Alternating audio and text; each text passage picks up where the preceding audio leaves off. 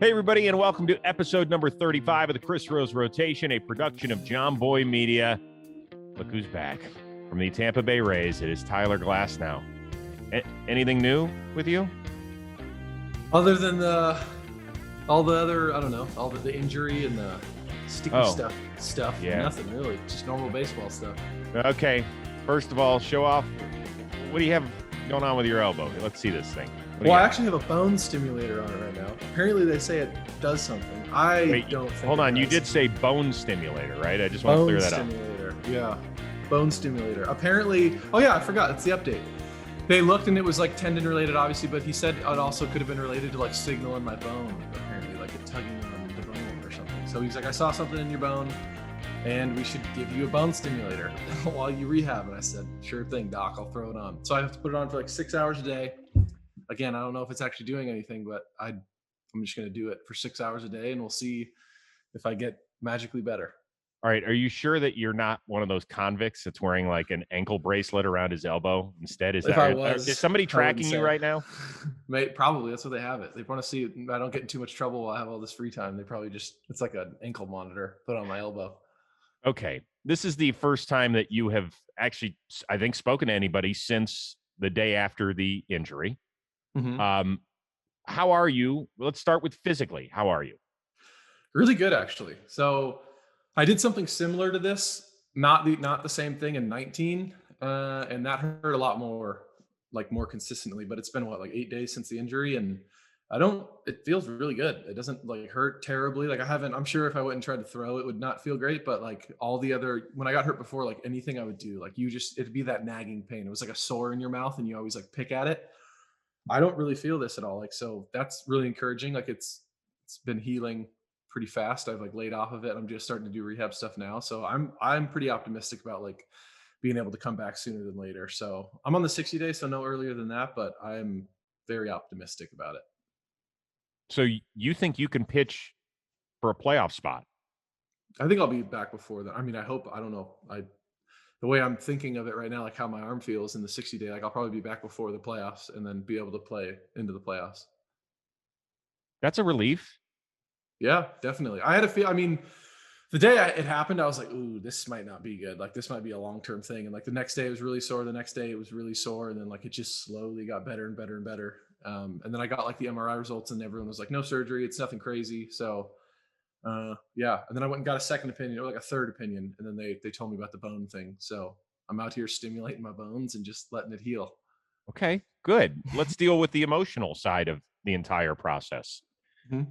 When you first felt something, what went through your mind? I was just like the non-P. It was just a big fuck. It was just a big, like, are you kidding me? Like right now, like I had been feeling good. Obviously throwing baseballs, like you have your normal, like week to week sorenesses and stuff like that. But like I've been feeling good, nothing crazy. And then that game, especially, like I felt really timed up and I felt really good.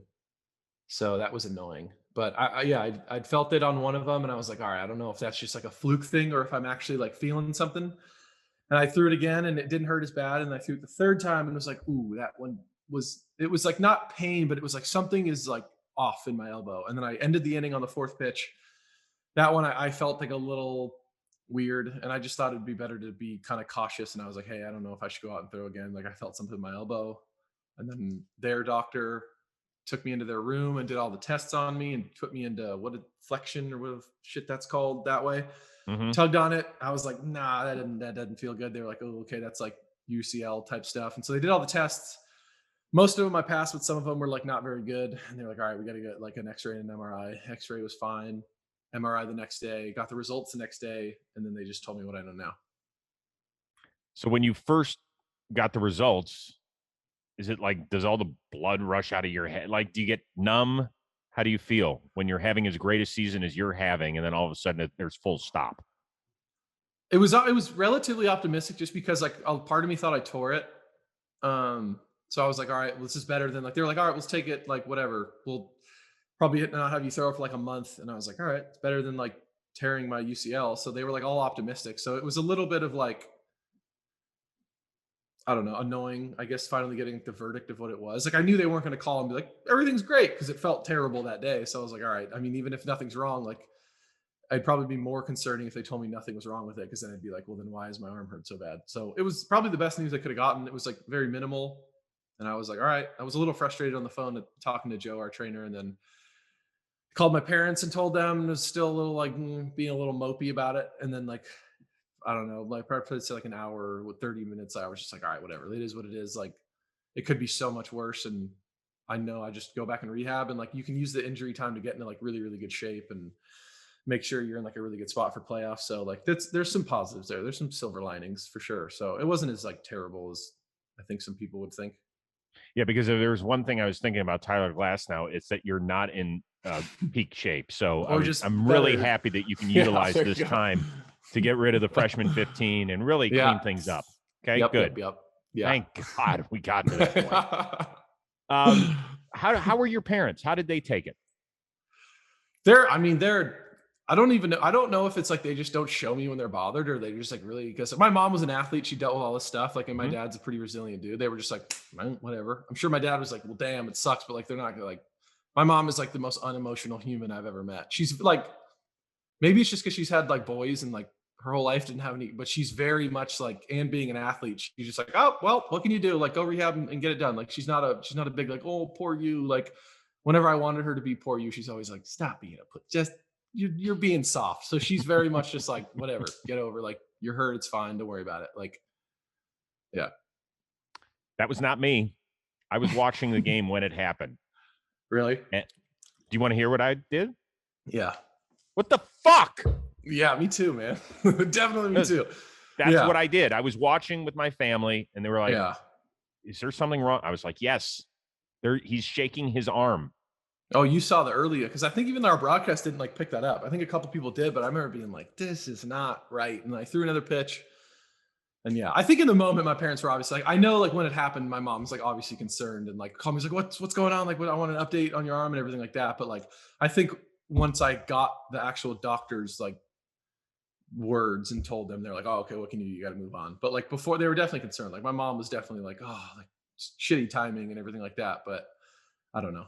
What can you do? Okay, so what you decided to do was hop in front of the Zoom the next day. Why did you feel it was important to get out there then? Because people would have been just fine with you disappearing for a while until you got a full diagnosis and had some time to compute what had happened. Yeah, I mean, I wanted to say something that night, and I remember talking to like people internally, and I was like, I want to say something, and then I remember even like talking to like some people I really trust, and they're like, maybe just give it a day. Like, you're kind of, because when you're pitching and like you're obviously like stimulated and like emotional and like not like you're not thinking straight, but like you just give it some time. So I was like, all Mhm. right, I'll wait till the next day, and then got the news the next day, and was like that like fueled more of not like my bad mood, but I was like, all right, I think this is like a good time to say something, but I'd said it on the Zoom call too. Like, I talked to doctors prior to this, just like small talk about like whatever. And they were like, yeah, people don't realize like the implications of like injury. They don't understand like what this could do to someone's arm. And I was just like, that's dumb. That's not real. That sounds like an excuse. And then like feeling what I felt after the national start, and then going into this next one and like finally like feeling that type of thing, like very mildly, like the start before, and then like kind of the whole week, and then finally it like gave. I was just like, you've got to be kidding me. So I think like right after, all I could think about was just how mad I was that I had to change up what I was doing. Like, I understand, like I see both sides of the situation, like people who agree with what I said and people who don't. But like, I think my most initial thought was just like frustration and anger of just like, why am I having to deal with this right now? And I think I said it too, like I got hurt because I'm 6'8" and throw 100. Like, that's clearly the reason I got hurt. But I just think it like having them do it in the middle of the season is just something like it like I think added to it, to where it was just like, I don't know. It was just that like revolution thought of just like, why in the world did I just like, a part of me wishes I just would kept on track with what I was doing, but I don't know. Just frustration. Well, and I think we get that. And I think a lot of people, I know that when Plouffe and I have our daily Instagram show, we talked about this, that it was unfair for them because they told you essentially at the beginning of the season that there wasn't going to be punishment. They said, listen, Mhm. if things are totally out of control, there's a possibility. You're the player rep, correct? Yeah. Isn't that what they told you? Didn't they tell you that this was going to be a penalty-free year? What do you mean? Told us At the they're beginning of the season, we're going to collect baseballs for data. Oh yeah. I think like they sent out a memo in the beginning. I think they had sent one out prior too, but like they gave one to the organizations.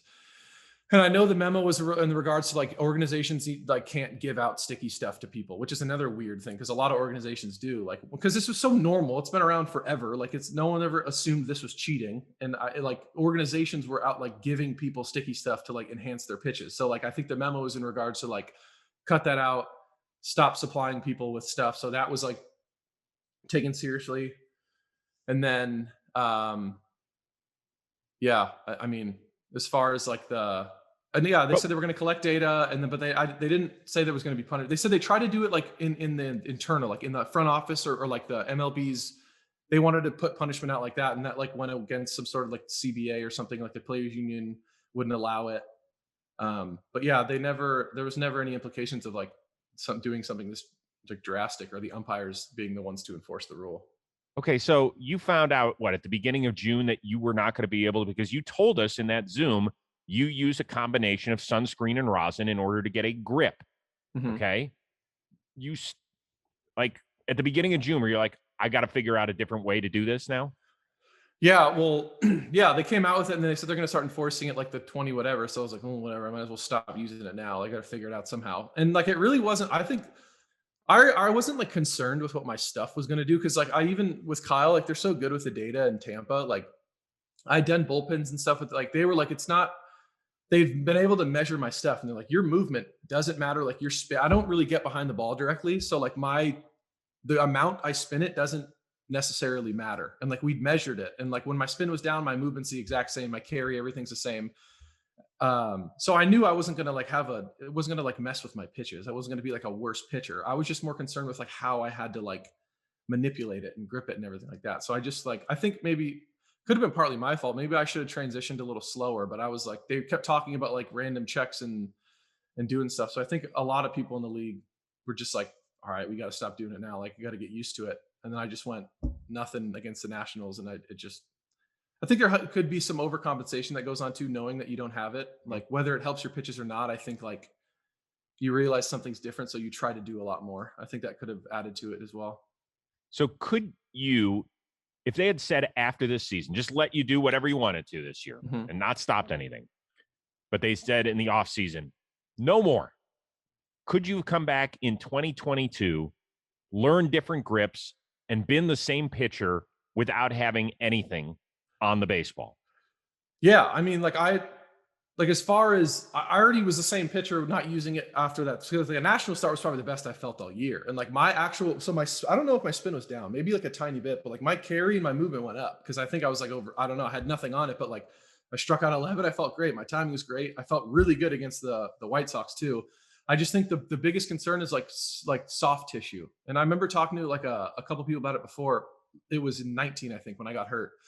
I talked to Kyle, our pitching coach, about shortening my arm path up because it was just like long limbed and I'm trying to like prevent myself getting injured. And he goes, no, you need at least 4 to 5 weeks to let your soft tissue like in your arm adjust to a new pattern. So he was like, his example was like guys who don't throw weighted balls at all and then pick up weighted balls in the middle of the season and just start going ham, like have a higher risk of getting hurt because they're taking something they've done repetitively and then changing it. Like your soft tissue doesn't know how to like do that. So he's like, no, we're not going to change the way you throw right now. It's not a good idea. You need at least 4 to 5 weeks.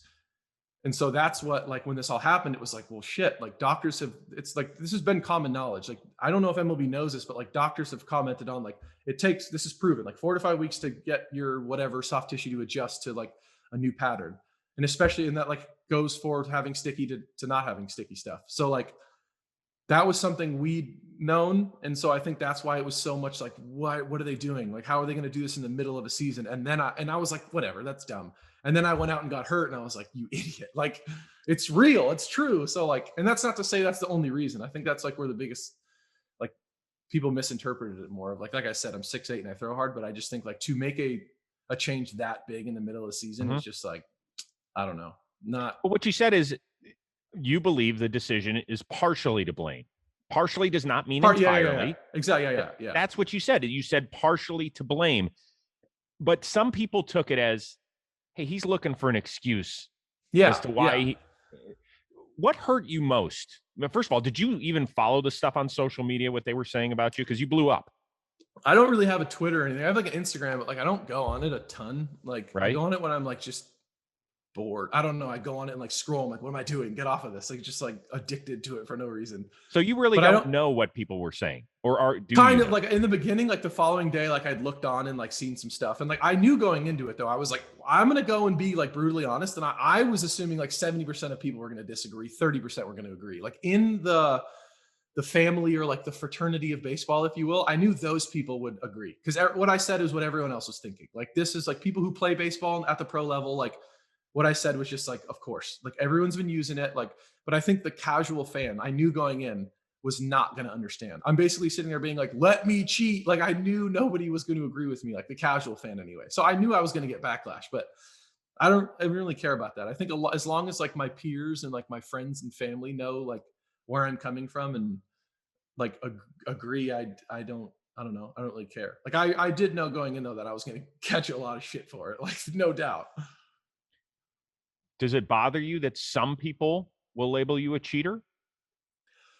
No, because like it was like 85% of people were using it. And the only people that weren't using it were sinker ballers to where like it's better to have less spin because you get more movement. So like no, I think like I'm a human. So I have like of course when I see people like write mean things, like my initial instinct is just like, to be a bit like defensive, but I wasn't like really bothered by it. And I think like before this would have happened, I think part of me was like, oh, I wonder how I'm going to take this. I was like curious to see like how if I would be really stressed out about everyone like hating me or whatnot. But like it happened, and then I'd look at it and I had like a little bit of like, oh, this is kind of.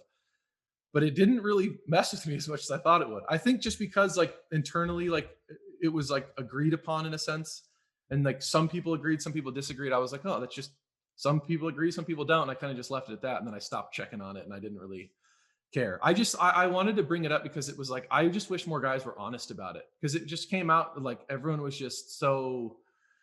It just sucks to see like Trevor and Garrett and all these guys catching so much flack for it, but I'm like every single pitcher has used something, and like it's a big clickbait story to like get on Cole or get on Bauer or get on these guys, but like so I was like, I'm just going to admit it because, and like maybe this will start the trend of other people admitting it, or like maybe people can actually start speaking it because everyone was so afraid of like being labeled a cheater. But like, I don't know. I was just like, I know I'm going to be good regardless. Like, you can think I'm a cheater, but like that doesn't change anything for me. All that Mhm. changes is your perceptive. Like, you think I'm a cheater, but like I still get to go pitch and do things. So it doesn't like change my life. It maybe changes yours a little. I don't know.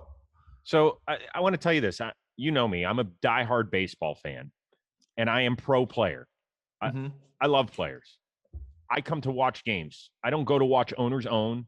I don't go Yeah. watch GM's GM. I come to watch players play. I want to see the best players on the planet compete.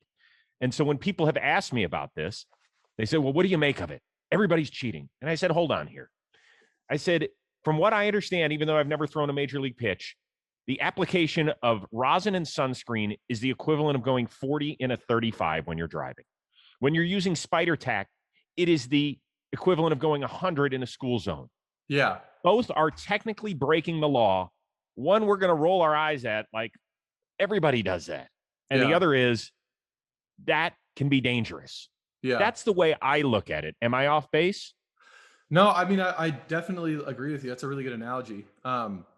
My brother's wife actually sent me that like the snippet of you saying that. She's like, "This is really cool, and, like awesome." And I was like, "Oh, that's a really good analogy." Like it was cool because I never like go on and look at all this stuff anyway. So, but she sent it Thanks. to me, and I was like, "Wow, that's a really good." Yeah, sorry, that's a really good analogy. I do think what people don't understand sometimes is that you can, depending on like what sunscreen or whatever you use, like you can doctor it well enough to be like extremely sticky. But it's like that's the thing. Like, if they were doing these checks and just said like you're allowed to do sunscreen and rosin, and like, but if you can pile it on to make it like crazy sticky, but it looks like a black, gross god, like it's clearly like ridiculous. There's a difference between someone using like a little bit of sunscreen and rosin to get a grip. Like you can, if the umpires, if they did their checks right now and they allowed for sunscreen and rosin, you could do a way where it was like okay, clearly that's fine. If you have a little bit, like you see someone's hand, it's like a tiny little bit something on it, but like Hmm? you can make it to the point where your whole entire hand is black. But like Ugh. that's what's like you're gonna see that and be like, okay, you're cheating. So it's not like it is definitely though. Spider tack is like in a league of its own. That stuff is ridiculously sticky. I don't even know how people throw with it. It's like Have you seen stuff? People can like put cinder Mhm. blocks up with it.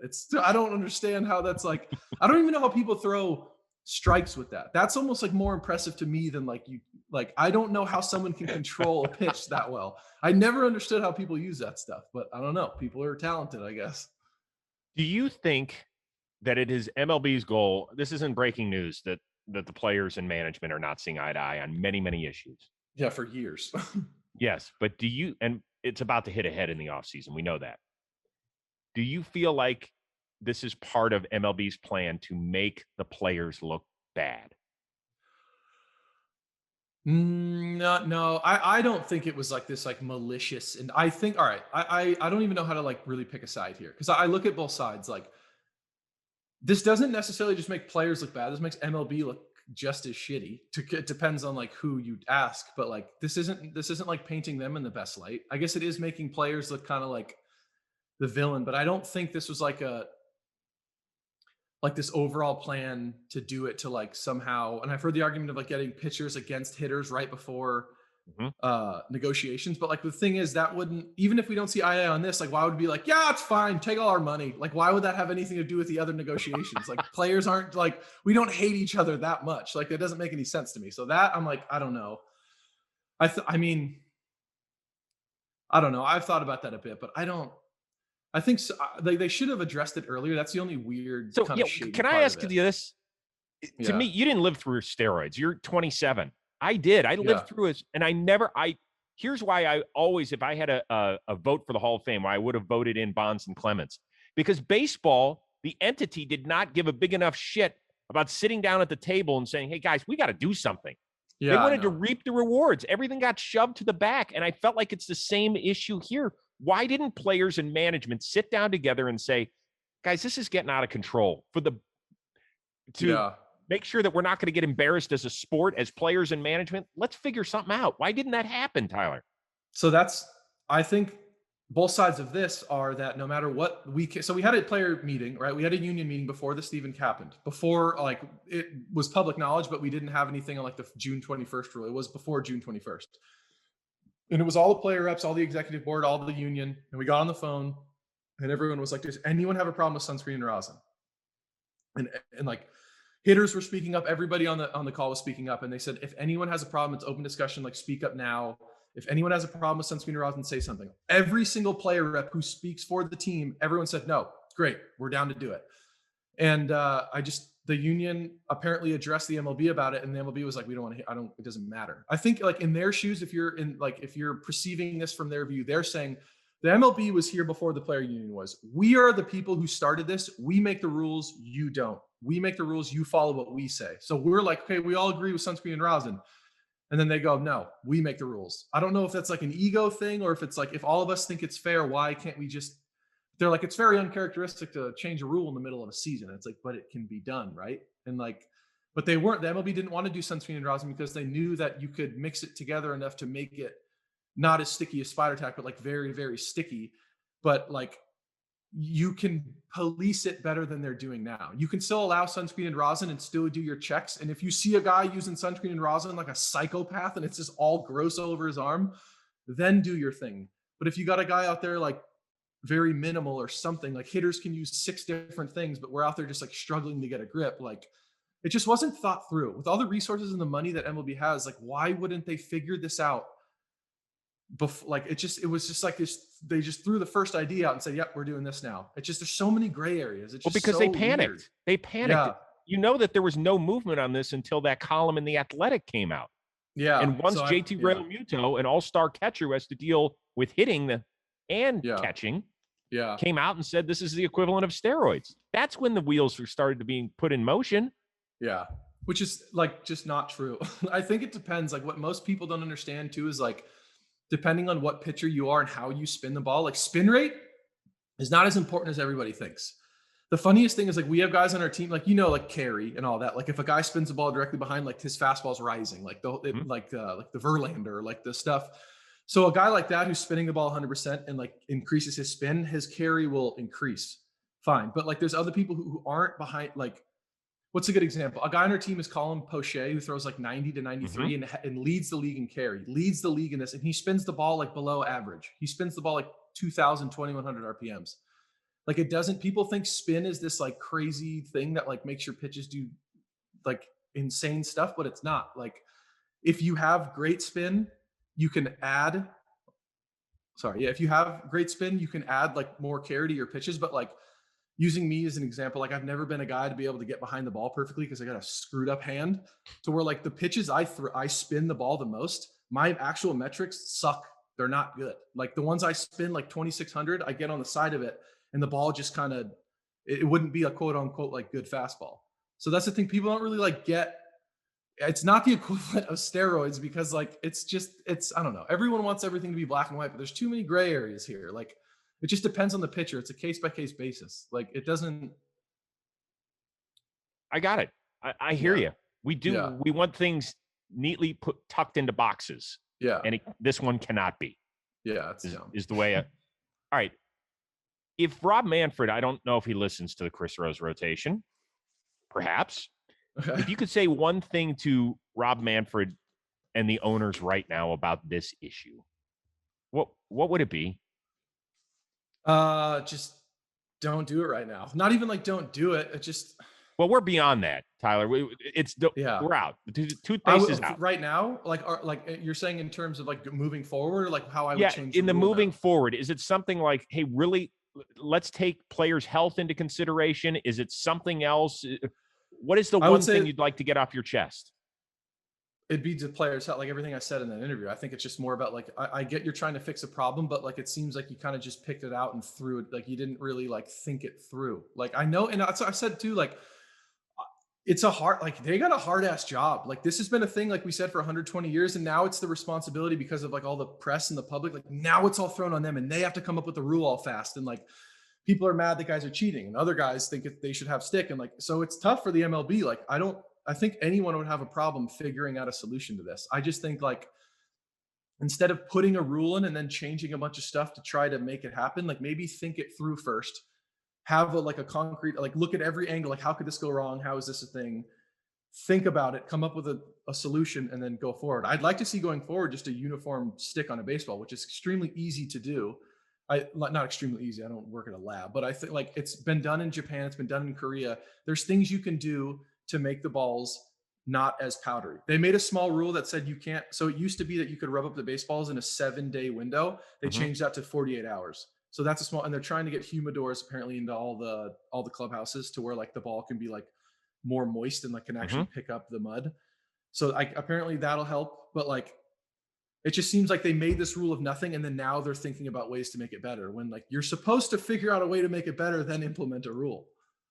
So I don't know. I guess I'd say that. No, that's good. Yeah. When you first got hurt, your phone rings, and it was Garrett Cole. Mm-hmm. Were you shocked?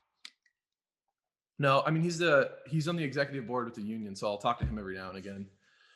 Especially like with negotiations in the offseason, I talk to him all the time when we were trying to come back with like the COVID stuff, when we were doing all those like negotiation calls. So I talk to him like here and there. But yeah, he just called and was like, what's going on? We just kind of small talked about it, and we just like talked about the whole thing. I don't know, he's a pitcher, I'm a pitcher, and he kind of just like wished me luck, and obviously like he was like kind of sad I got hurt, and it was nice. It was cool. He reached out, and we're not like the best of friends, but I respect Garrett a lot. Like I think he's cool. He's definitely my friend. Like we don't talk back and forth all the time. We're like in the same division and everything. And obviously I played with him in the Pirates. So but yeah, it was cool. He reached out. I do like Garrett. I respect him a lot. Must have been nice to get a call like that. Yeah, definitely. I Were there think, other yeah, ones? especially just I've been a couple people reached out like JMO. I talked to him a lot from the Yankees. There's a Jameson bunch of Taillon. yeah, a lot of different guys, and like I think too it just comes up organically in conversations with like because players talk a lot about the stuff like trying to come up with a solution and everything like that. So just like I don't know, making small talk with people, and then like they'll bring it up and be like, "Oh, I like what you said," or like, "Sorry you got hurt." Like people are always like very supportive. A lot But of was there one that was a little surprising where you're like, oh, that's cool? Like who reached out and you were like, yeah, I really appreciated that because we're not super tight. You can not say really. no If No, not, I don't. I actually no. I don't think so. I think it was okay. no. I think all of them were. Yeah. No. Okay, that's perfectly Yeah. fine. I thought maybe Yeah. I thought maybe somebody like maybe from the National League was like, "Hey, do you know Tyler Glasnow? I want his numbers just so I can reach out and just say, hey, I hope I'd you're seen hanging some in there." things more about like because I don't really go on I guess Twitter and stuff a lot, but a lot of people would come up and be like, "Hey, this guy said something nice about you in like an interview," and like I got it more that way and stuff, Got and it. then like yeah, and like Bregman reached out. That was the most surprising one I think. Yeah, he was like, Okay, now "Whatever, man." Like that's a good one. yeah, Don't play like that. I That's a didn't even think about it till now, but yeah, I mean too. I had the same. I used to train with a guy, and well, I still kind of do train him. Like we're still in touch. He's a trainer in Chicago, Kyle Bracey, and he used to train Bregman. So we were like mutual friends through them, mhm. and they like know him very well. So it was just like a kind of like wish you luck kind of stuff like that. So I thought that was really cool, and he's a player that I respect a lot too. And I think he's really good. So it was like, oh, that's nice of you. That is nice. Yeah. So now, a few days ago, they just started checking guys at the door. Yeah. What have you heard from your Tampa Bay Rays teammates about the process? It's I'm pretty sure like the same thing is echoed through every clubhouse in the big leagues. Like we're just like, this is so stupid. Like this is the best thing we could come up with. Like, and the checks are like glove, hat, belt. All right, see you later. It's just like it's so weird. It just doesn't like, and then some are like more strict than others. And I like, and the thing is too, like I think some umpires might be like get off on it a little bit, but like I don't. I think most of the umpires are like, oh, I don't want to have to be the guy to do this. And Don't. like this is a good example. Like Diego Castillo has never used sticky stuff in his entire life. He's a sinker ball guy. Like he doesn't. There's no need for him to use any sticky substance. He gets that drop on his pitch because he spins the ball like not, you know what I mean? He spins it like under 2000. I don't even know how hard he spins it, but like he's never used anything ever. And they would go out and like they were like, "Yep, you got something on your hat." And I was just sitting in the dugout like, "This is the guy who's never used anything is getting his hat taken away right now." And he was just like, "What the?" And he's such a like he's right there. He's like smiling. He's just like, "This is dumb." He just goes and throws. He's like low drama guy. But it was just hilarious that the guy who's never used anything in his entire career has got his hat removed. And we felt the thing on his hat, and it was just like, what? It was like sweat and rosin. It was not even sticky. It was just weird. I don't know. I believe the oldest pitcher, not only on your staff but in baseball, Rich Hill, called it dehumanizing. Yeah, I kind of get that too. I think like it depends on your personality and like what I mean, you can brush it off, but it is like the dude's been pitching in the big leagues forever. Like, and so now all of a sudden it's just like now you have to do some like strip search. It's a little weird. Like it's a little. I think like guys who've been here for a long time like kind of find it a bit different. They've been here since like what Rich has pitched in the big league since I don't even know how early, like 2005, out of four or something, maybe Mhm. earlier. And so like I think it is a bit weird. Like it's just to go up and like I don't know. It's just weird to leave it in the umpire's hands. Like, cause Oh and it's God. too, if you were to go like what Trevor showed, like the sticky sunscreen and rosin, like you can get that to be really sticky. And so everyone's worried that they're going to get like, that's going to be misinterpreted as like a sunscreen. And then it's up to this guy who doesn't know anything about sticky stuff to enforce the rules. That's the problem. Like the umpires are now flooded with all this responsibility and they're like, we don't want to be the bad guys here. Like it's just it's a messy situation. I'll be honest with you. I think it's just being played out for the optics. And there's a reason they're doing it on the field and not in the dugout. It's so that everybody can see it and make sure that, hey, we're checking some boxes here. Because at Definitely. the end of the day, I, seriously, like who's going to be a moron and try and sneak this one through TSA? I know. It's that is very true. Like for them to do it on the field, it is very much about the optics. It's like, look at we're part of the solution, we're helping. And it's just yeah. It just doesn't seem very like thought through. And like I said, it's tough, but like they could have come up with a better thing if this Well, is the best. And I played with him. Dude, this is hilarious. I thought this was so awesome. You just straight for people that are audio only, we're showing Sergio oh, Romo that's so great. depantsing. And he's so into Sergio's like relatively emotional too. And you can just tell he's like, this is bullshit. They're just throwing his stuff off. That's so brilliant. I saw this and laughed for like 20 minutes. And he's the perfect dude for this. I love it. I think it's like, dude, you're gonna implement this dumb rule. I'm gonna make a mockery out of it. Like, this is stupid. I'm taking my pants off right now. It's just crazy. It's a weird time to be a baseball player and to watch baseball. I think you'll look back on this when we're all older and be like, strange time that was weird as hell. Like for the 3 months they decided to implement it, like, because they're not going to do this next year. I'd assume so. They're going to figure out like a uniform substance, and like maybe they'll still search guys, but like if you fix the balls, no one's going to want to cheat anyway. So there you go. If you had been Max Scherzer, who had been checked twice already, and then had the opposing manager check you mid inning, Ew. what would your reaction have been? Probably worse than that. Like I think he handled it relatively well. That's tough. That's just not like, and I think too for someone like I know Joe Girardi's like old school, but like you got to have more feel than that. No, like half of your team uses a more than half of your team. You know your entire like a lot of your pitchers are using something because every were anyway. How are you going to do this to a guy like Max Scherzer? Like your team was in the same boat as him, and then like it just seems weird. Like I don't know why he would do that. Like why? And then what would he say? He was like, you need to check his. I've never seen Max go to his head, so you got to check his head. It's like what? Like it's just bad. I really don't understand why he was doing it. Like maybe Joe was having a bad day. It just seems like a guy who's been in baseball for so long would have more feel than to do something like that. Do you feel worse for Max Scherzer having Alfonso Marquez put his fingers through his hair, or do you feel worse for Alfonso Marquez, the umpire, having to do a lice check on somebody? I feel bad for both of them. They both just got thrown into this like position that neither of them wanted to be in, and like it's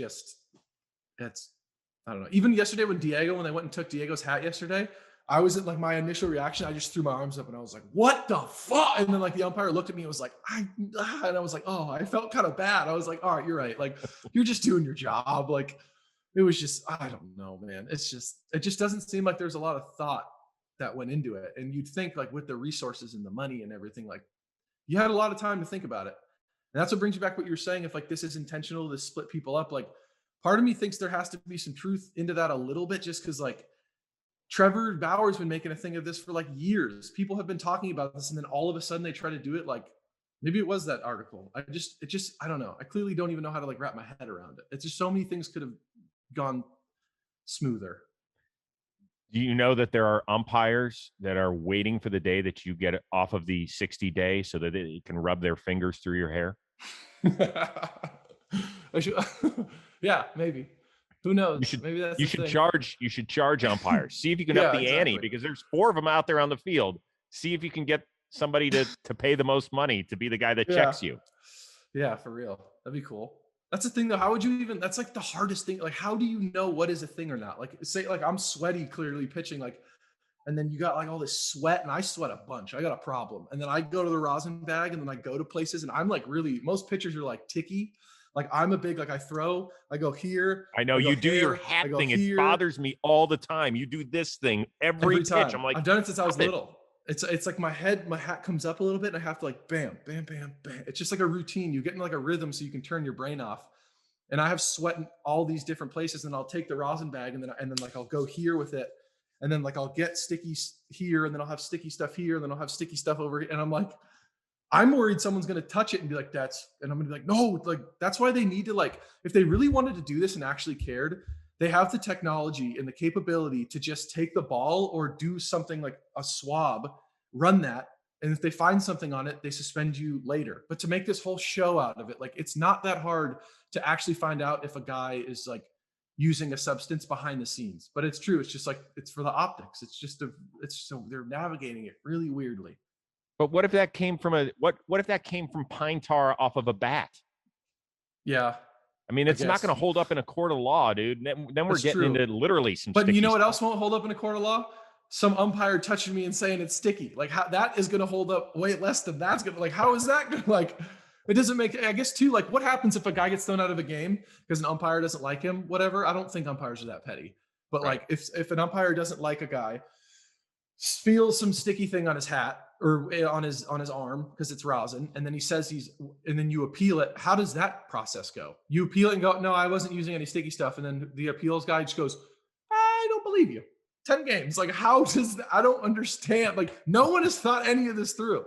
How do you fix that? Like, and then that's the thing that's like the most messed up thing about it. Someone goes out and pitches, has nothing on except for rosin and sweat, which we've now established is sticky and leaves stick on you. You get caught for that. Like, Now everyone assumes you're a cheater. Now the guy who like a Diego yesterday, who's never cheated his entire, never put anything on ever, now gets his hat replaced in the middle of a game, and guys are like, oh, now okay, Diego like out there using a substance. And I know firsthand that he's never even like tried to ever like. Now you're painting guys to be cheaters who aren't, and certain guys take that stuff a lot worse than other guys. Like you got a lot of people watching you, and like you're in the public eye. Like people's opinions bothers people. So like if someone is just like falsely accused of cheating and now the whole entire world's talking shit to him on Twitter because he's cheating and he's like, I'm not, and now he can't do anything about it. Like that's Mm-hmm. where the gray, I don't get that. That's where I'm like confused a bit.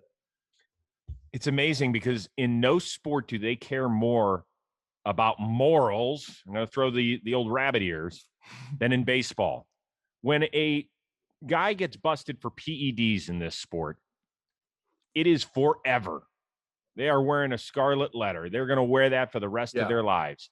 If Yeah. it happens in the NFL, in which I work as well, Yeah. people are asking, well, how many games is he going to miss? Is he going to be back for week 5? Because he's on my Yeah. fantasy team. Like, they don't give a shit about it in other sports, but in baseball, Exactly. I can't believe he did that. I know. I wonder too if it's because in football, like they're just grown men running their faces into each other. They're just like, it's okay. Like you got, I don't know. Maybe that would even make it worse to get even bigger and then run 50 more pounds into somebody. But like, yeah, I don't know. I really don't. I guess that's a really good. Yeah, I hadn't even thought about that before too. Like other sports, it just seems like, but even in baseball though, it's like this big moral thing. And like I know, but like you're still allowed to cheat 3 times and then keep playing. Like it's kind of crazy. Like it's like, oh, okay, 80 games. You shouldn't do that again. It's like, well, okay, now it's 150 games. You really shouldn't do that again. And then and like, so it's just this weird, like, I don't know. I just don't like the idea of like acting like you care, but like, do you really care? Like, it is just, it's in the optics. It's, I don't know. But still, too, you put yourself in their shoes. Like, if you're the commissioner of baseball, you probably got to care about the optics too, you know? Like, Mm-hmm. so Oh, it's yeah. like I can't really like I know like a lot of people will like villainize Manfred, and I've never really talked to him, but I'm like I kind of look at it like I don't agree with everything he does, but I also look at like how hard that job must be. I don't think he's navigated it very like eloquently, but like like that's a tough ass job, and especially now to start on the track he started in with the whole cheating scandal. Like any other commissioner had to handle it like that because like you can't punish a team because the union then like you can't really punish a player because it's not allowed to happen. Like the union steps in and like there's a whole thing. I don't know why, but like you can't really punish individual players. Okay. Um, so I don't know. It's I don't know. He kind of started down and like all this stuff is just making it worse and worse. We're going to get this right at some point. Yeah. I swear to God we are. So a few other things. We are taping right now, just a couple hours from first pitch. Why are you not there? I'm rehabbing, but also I just have to. I wake up in the morning. I had rehab at 9:30. I left at like 12, and I had lunch with my cousins and my aunt and uncle, and then I came home, did the podcast. And before the game starts, I just got to get there before the game starts. Oh, so you're going back to the game. Yeah. Oh, okay. My apologies. I see. I Yeah. thought you were Weird. like you were shunned. I thought you weren't allowed to go back. No. Yeah. No, I can go back. Okay, good. Generally on the rehab list too, like you don't have to either. I just have too much time, and obviously too, I like want to be there. I don't want to just like sit at home. So it's nice going back and like. Because I've always heard that when you're hurt, like guys start looking at you weird. Or are you guys such a different team where they are accepting and it's like you're not even hurt? That's not a thing here at all. Like at Okay. all. If anything, like maybe it's So like wait, about am I off space. base? No, I I remember what was the thing that happened a while ago where like I don't know, it was like Alex Rodriguez or something was commenting on like you Darvish or like he was hurt or something, and then he was like, yeah, like guys look at that weirdly. And I remember looking at it and just being like, what? Like I don't even understand that. Like maybe it is certain places. I think like with the old school clubs and like that whole like weird like hierarchy mentality, possibly maybe people look at it weird, but like I think you got hurt playing the game to help the team, like, and you want to sit there and still watch and support your team. If there is anything that I could see a problem with, it would be like if everyone who was hurt was in the dugout, there wouldn't be a lot of like room to maneuver. But like nobody has a beef with people going back and like hanging out while they're hurt. So you were there when Wander Franco made his debut. Mm-hmm. How exciting was it? It was awesome. He's an awesome dude too. Like he's a really like cool human being, brings a lot of really good energy, and he's clearly very good at baseball. Like carries himself like a veteran too. Like the pressure's never gotten to him. There was an interview he had done, and they said like, "What's the pressure like? Like if you being this guy and like having to come up and succeed." He's like, "My whole life has been pressure. Like this isn't anything new to me." And I thought that was like a really good like genuine comment. But he's a polished big leaguer and he's 20. It's nuts. Like he's a very good baseball player. It's super exciting to see like all the like Taylor Walls is up with us now, and like Wander or Bruhan is in the minor leagues with us. Josh Lowe, like the Rays are going to be really good for a really long time, and I'd love to stay here. I don't know how much longer I'm going to be here, but it'd be great. But the team is crazy. It's going to be really exciting for the next couple of years. Do you think about that a lot, or do you not let it creep into your mind? And what I'm talking about is, we all know that the Rays, they do develop stars. It's just they end up being stars elsewhere, Mhm. usually. So do you think I about that at all, or no? I'm a big like I think I like for some reasons I just like look at both sides of things. So like of course there's a negative, but there's also a positive. Like I want to stay with the Rays, but like I don't stress about it because then I go somewhere else and I meet 25 new teammates and like learn like you know what I mean? You get this like Hmm. whole new experience like and I you only get to play baseball in this like finite window to where like I part of me is like be cool to go and like meet a bunch of other people and like because the connections I've made from the Pirates to here, I'm like I can go meet more people at another organization and like meet they're like people that you never really like forget. So part of me like I find the positive and like if I do get traded, there'll be a whole bucket of like cool things I can do. But if I don't get traded, I'll have a whole cool bucket of things. So either way, it's like a win-win, I guess, the way I look at it. Like I still get to play baseball and then I get to do a bunch of cool shit. So like what am I supposed to be all sad about? Like it's fine. That's very healthy. It really is. Yeah.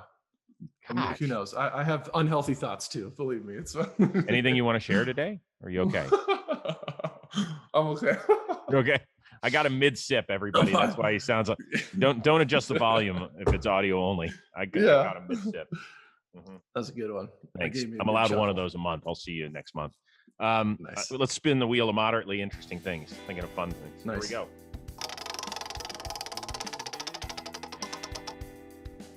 Tripping. Oh, this is gonna be great for you. All right, You love to there you go. travel. Yeah. Where do you want your next vacation to be, bro? I'm going to Costa Rica at the end of the season. With Ted and Mrs. Ted? Going alone. I like traveling alone a lot more. I love traveling with people, don't get me wrong. I love traveling with my brother, but like most of my trips I'll do like alone. Like the Europe trip with Ted, I just went alone and he met me in Copenhagen.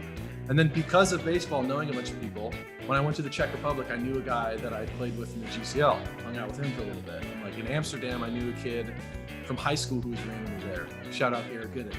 And I just like randomly like from baseball, like people are all around the world to where like I'll go to these places and be like, oh yeah, this guy lives here. I wonder what he's doing. Like, so it's easy. And then like I also just enjoy being alone a lot. So you can because like when you travel with people, everyone has like something they want to do and like their own itinerary, and everyone's all like doesn't want to offend the other person. What do you want to do? Okay, I'll do that. And like when you're alone, it's just like I'm gonna go do what I want to do, and it's fun. And then Costa Rica too, you just can go like surf and then like fish and hang out, and I'm sure it'll be the end of season, so I'll like have a couple beverages and it'll be fun. So when you travel by yourself, because I've never done it, um, do you just end up like meeting people there and just working your way in and having dinner with them, or do you not mind eating meals by yourself and I doing love stuff like eating that? meals by myself. I think it's a balance. Like it's certain days I go and I just am on my own program. I'll just go and like around. I'll usually get a bike and just like travel around the city. And so like I'm mixing like the endorphin workout with like looking at stuff, and then like I'll go like when I was in Europe, I'd stay in like hostels and like you just meet people and like you meet people through there, and then like you just I don't know go hang out with those people, and then you go to the next city and then do the same thing, and then just like randomly meet people. Um, you want to know what's actually really good? I haven't had this in years because it would just be weird if I did now. But like in when I went to Europe, I got a Tinder. The best way to meet people because like you don't know anyone there, so you just go and it shows your immediate like thing. And I was like, oh okay, and you just like meet people and like meet their friends. So like not even like for dating necessarily. You just meet it's like meet people. Stop It's the now. best thing ever. It's amazing. It's perfect for traveling alone. If you get like a Bumble or a Tinder and like it's great. And I haven't obviously like had one. It'd be weird if I had a Bumble or a Tinder like in Tampa, but like it's great when you travel. It's such a good way to meet people. It'd be a little strange. But you know what? If you do go overseas and all of a sudden you're swiping and you're like, Hey, now. Yeah, sure. I mean, like that wasn't like I wasn't avoiding that. Like if there was like a cute girl or something, for sure. Like you would go and like match with whatever, a cute girl, and then you'd meet her and then like her friends or like go whatever. Like you just like they live there, so you get to kind of see how they live their life, I guess. And so it's just like a good way to yeah. I'm not putting any pressure on you, but if we Tinder it up in Costa Rica, you might end up meeting Mrs. Glasnow. It could Who happen. I'm knows? just saying. Maybe. I probably wouldn't Tinder in Costa Rica. I probably would just like because that's more of like a not like it's smaller, but it's just like you just go. I don't know. It's just like easier to like. I'll stay at like a place in Tamarindo, like a beach or something, and you just kind of hop around. And like, there's so many people, like young people there. I feel like it's easier to like. I just think like in Europe, certain places are so big. It's not like Costa Rica. More people are like hanging out, and Right. in Europe, they're like So working and doing things. So it's like, yeah. when you're on your own and people are like, hey, so inevitably they're going to say, well, so what do you do for a living? And you're So like, I've had a lot of different answers to that question. oh, really? You don't go, Oh yeah. you No, I don't, don't do that. It depends, like who. It depends. I'll say baseball sometimes if I know, like, but a lot of times, like if I don't know, you know how you're just not in the mood to like. Sometimes just like, my big thing is construction, and they go, "Really? Yeah, construction, You go, yeah, big yes. construction guy, yeah, huge construction. In the minor leagues, we would always go out with like a group of people. It would be like Dominicans, Latins, like guys from all over, and they'd be like, "What are you guys in town for?" We'd be like, "Family reunion." Really, really like nice mother adopted all of us, and people would believe it all the time. Like that's like a minor league thing. The stories that you can get from like the lies you tell people what you do, it's great. That is amazing. Yeah. Construction. Yeah, and That- they're like, "Really? Construction?" I'm like, "Yeah, yeah, yeah. Good at moving stuff. I put that's right. things on the high stuff." Can I see your tool belt, sir? Yeah. Yeah, there you go. There's a bunch of good ones. All right. You were very proud of your homework. Um, let's see. Let's remind everybody you had family in town because a quick 2-game series was bookended by a couple of days off. So you had a lot of Mhm, family. And so we've got mhm. some video and some photos here. What do we Nice, got nice. going? My brother's wife, Carly, my brother with the long hair, clearly, Right. me in the middle, and then, we had Brasso's, good Oh, friends. It was right. The Brasso's good friends. friends It was from New awesome. York Yeah, that yeah, yeah, yeah, traveled and in. Brasso, it's funny, we went inside the clubhouse, and I was like, "We have to go out and take a picture," and he's like, I'm not. I just got done with the game. I'm not gonna go out and take a picture." I was like, "I wouldn't either. Good for you." Yeah, and Did, then here's Ted with with the DJ Kitty. DJ Kitty. That's amazing. Look how you guys just look great Oh. out. Yeah, That's, Donna Glass now loves these photos. She's a big of fan. course she does. You You kidding got to me? Why? think the only reason I did my homework is Carly helped me out a lot. Carly was like, "I'll make sure to get the photo." So she really helped us out here. Will you please tell Carly thank you very much? I will. I will. Yeah. She loves you, by the way. Also, too, in the off season, because you're in LA and then I go to Santa Barbara a lot. We're gonna have to meet up and get some dinner. That's all she We're talks about. hey, my wife and I are coming out to Santa Barbara. We've already booked it. Yeah, She's, I mean, exactly. Yeah. Who needs an excuse to come to Santa Barbara? Nobody. absolutely. That tell Carly that is very sweet of her. She's the one. There's only I one will. person in the world who likes me. My wife is so over it. I mean, it's been almost 25 years. You know how that goes. Who It's knows? Maybe the unbelievable. Santa Barbara trip will turn it all around. I love it. Uh, we're not going to even give you a homework assignment. I know you've got a ton of time. Why don't we do this as a homework assignment? I'm going to speak on behalf of Mrs. Rose here. Find something over the next 2.5 to 3 weeks, since you're Mhm. going to have a ton of time, right? You're going to have a Yeah. ton of downtime. Yeah. Find something that you've always been interested in that you haven't started yet. Could be learn a language. It could be start a new book. You could give us a quick book Yeah. report. Do you Okay. read? Do you read? Yeah, here and then. I'm a big audiobook guy because like I do it on the way to like I'm better at focusing if I'm like on a road, you know? It's like it's hard for me to like sit there and like read it. But I will if the book is like very stimulating. If it's something I'm into, I can just power through it. But like But I'm a big audiobook guy. yeah, okay, but I haven't even looked at the Rays schedule here. Uh, I don't know, but you guys are hitting the road soon. So Mhm. what are you going to do? You're not going to travel. It's tough. That's the hardest part of being hurt. I'll go to the field, I'll rehab, I'll try and like find things to like not go like I'll try to like do something to where I get home around like 4 or 5 to try and be like a normal person. And I learned how to go to bed at like a better hour. I go to bed at like 12 now as opposed to 2 o'clock. So that's good. I feel like a normal person though. When you're hurt, you it's like Monday through has like meaning now. Like Monday, Tuesday, Wednesday, Thursday, Friday has like a real feel. And then like the weekend is Saturday, Sunday. And that's not how it is in season. So like, but yeah, I don't know. I got to find things to consume my time. Guess what? I got it. Hold on. Siri, how far is Tampa Bay from Bradenton, Florida? 40 minutes. Is that it? Yeah. You knew that? Yeah. Bradenton is where the Pirates had spring training. Not only that, you know who's there? Who? Stephen Brault. Oh, yeah. He is there. He's hurt too. He has been there all season long. And, you know, he's obviously part of our family here at the Chris Rose rotation. I love me some Stephen Brault too. Who doesn't love some Stephen Brault? So good guy. Last time he was on the episode, I said, you know, you have done such a stellar job. You're not going to have any homework. And he goes, great. For extra credit, can you give me something? Because I don't do anything. Yeah, that's tough. So why don't you guys, for a homework assignment, meet up for a meal? It's a good idea, actually. I'm going to text him. I'm going to do it. It's a good idea. Before I forget, I'm just going to do it right now. Okay. This is good. You can get your homework done and see an old friend. I like that. Okay. I'm in for that. There we go. And I'll take up my time too. A 40-minute drive back and forth. I can definitely get home by 5 then. Okay. By the way, what sort of car do we drive these days? I leased a BMW X6 because I want to get a Tesla really bad when I get a house, but I didn't want to buy a car because that's just not a very good investment. But I did need I had an old Audi since like 2011 that I just got rid of. An old Audi. What are you, Jeff Van Gundy, driving a 10-year-old car? Dude. Yeah, I'm not a car guy. It's not really how I don't know. I've never really been into it, but it's like, how are you going to get into I own a Tesla. You are not getting into a Tesla. Like a bigger one, a Model X, right? Those are big. Yeah. Okay. I can get one of those space trucks too. That's what they look like, a weird egg kind of deal. All right. I love all the weird stuff, so I want that car. I got a Tesla like 6 months after they came out. I've had the same one since then. Which did you get? Which one? I have the S. I have the original series. You like it, huh? I'm gonna run that shit into the ground, bro.